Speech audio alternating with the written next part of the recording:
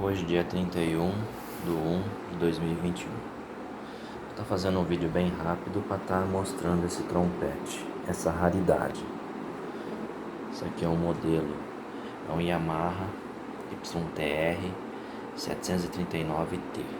Um modelo raríssimo, modelo profissional, banho a prata, que tem o stringer. Aqui o estojo dele, coisa linda. Estojo de luxo, um estojo até grande. Pode ver, ó, cabe uma bíblia. Cabe um inário grande. Olha o trompete. O stringer é isso aqui, ó. Tá vendo? É um gatilho removível.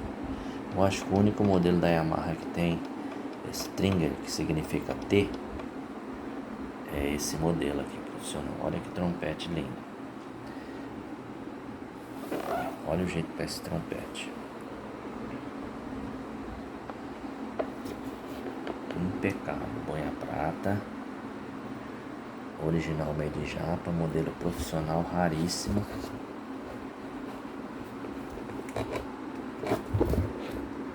Aqui onde está escrito Yamaha. Esses modelos mais antigos é aqui, ó. Yamaha made in Japa. Esse modelo tem um reverse, ó. Deixa eu puxar para vocês verem. Reverse.